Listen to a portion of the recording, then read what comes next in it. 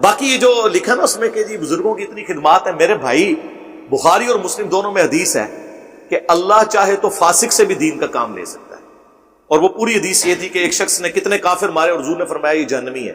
صحابہ کہتے ہیں قریب ہے کہ ہمارے دل میں وسوسہ آتا کہ حضور کی بات کی جھوٹی نہ ہو، تو میں اس کے پیچھے ہو گیا۔ اینڈ پہ میں نے دیکھا جب وہ زخموں کی تاب نہ لا سکا تو اس نے زمین میں تلوار یوں کھڑی کر کے اپنے آپ کو اس پہ گرا کر خودکشی کر لی۔ تو انہوں نے کہا صدق رسول اللہ، رسول اللہ نے سچ کہا تھا۔ تو آپ نے فرمایا بلال اٹھو اور اعلان کر دو کہ آخرت کا دار و مدار خاتمے کے اوپر ہے، اور بعض اوقات اللہ کسی فاسق سے بھی دین کا کام لے لیتا ہے۔ یعنی وہ جو جنگ میں مسلمانوں کو اس نے سپورٹ کیا تو وہ فسق کے طور پہ، اور یہ حدیث کا آخری حصہ یہ ایک دوسرے کے بزرگوں کے بارے میں کوٹ کرتے ہیں۔ آپ بریلویوں سے کہنا کہ دیوبندیوں نے اتنی عربی کتابوں کے اردو میں ترجمے کیے ہیں تو پھر اللہ ہی ان سے کام لے رہا ہے، وہ کہتے ہیں اللہ تو فاسق سے بھی دین کا کام لے سکتا ہے۔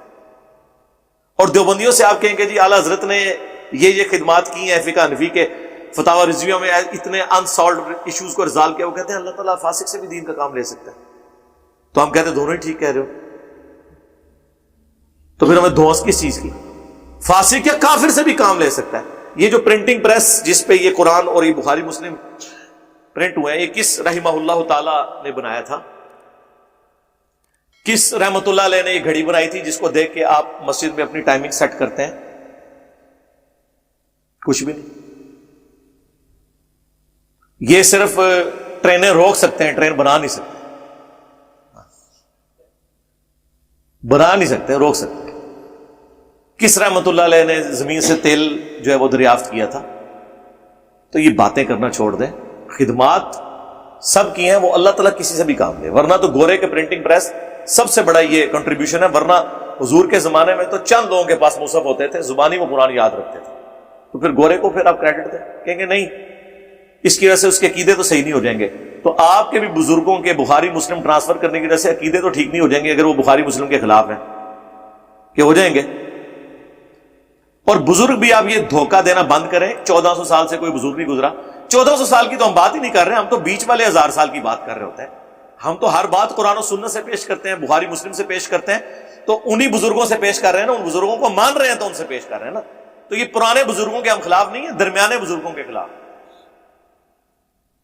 پرانے جو ہے صحابہ، تابعین، تبع تابعین، پہلے 300 سال کے، ان کو تو ہم اپنا امام مانتے ہیں، اور اس لیول تک کہ ہم نے ان کو سامنے سجایا ہوا ہے، ان کی کتابوں کو، ان کی خدمات کو۔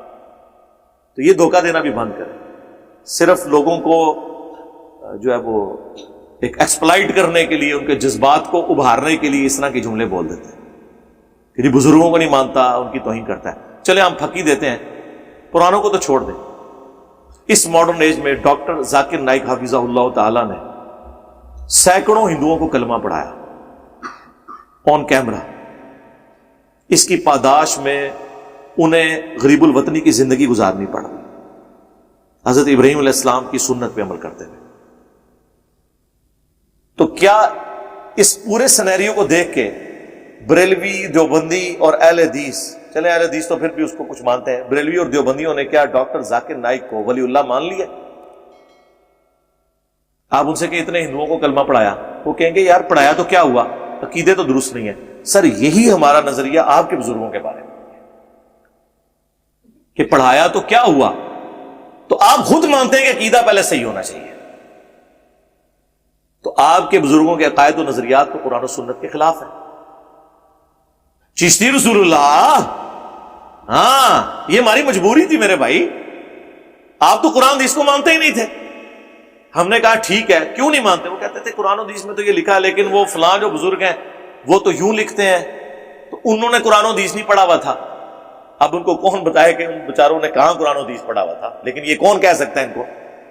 تو اس کا پھر بہتر حال یہ ہے، آکاش بیل جب کسی درخت پہ لگ جائے نا، آپ کو پتا ہے وہ اس درخت کی خوراک چوستی رہتی ہے، الٹیمیٹلی ایک دفعہ درخت پھر وہ نیچے گر پڑے۔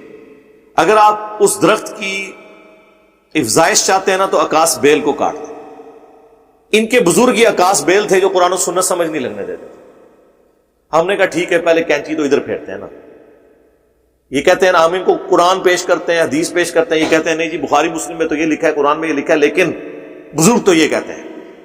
آپ ہمیں لاکھ کہتے رہے ایاک نعبد و ایاک نستعین، ہم کہیں گے سن فریاد پیراں دیا پیرا، میری فریاد سنی کن تھر کے ہو۔ میں کہ ٹھہر ہو، تیرا کر لینے کہ تواڈے اتنے بڑے بزرگ، ہم نہیں کہتے انہوں نے کیا ہوگا لیکن ان کی طرف منسوب ہے، حشت بہشت آپ نے چھاپا. معین الدین چشتی اجمیری المتوفا 633 ہجری، انہوں نے تو اپنے مرید سے کلمہ پڑھوایا چشتی رسول اللہ. ویسے اب انہوں نے کتاب سے نکال دیا لیکن وہ صرف ایک پبلیکیشن والے نے نکالا ہے، اور اس کے ساتھ لکھے بھی کہ انجینئر صاحب کہ اس مقدمے کو بار بار ہائی لائٹ کرنے کی وجہ سے ہم نے رجوع کیا ہے. یعنی 1000 سال میں کوئی بزرگ ایسا پیدا نہیں ہوا تھا جو ہمارے بزرگوں کے کارنامے میں بتاتا. مانتے نا؟ چلیں خیر، ہم نے تو اجر اللہ سے لینا، میں ایک تفنن کے طور پہ بات کروں. تو وہ چشتی رسول اللہ نکلا.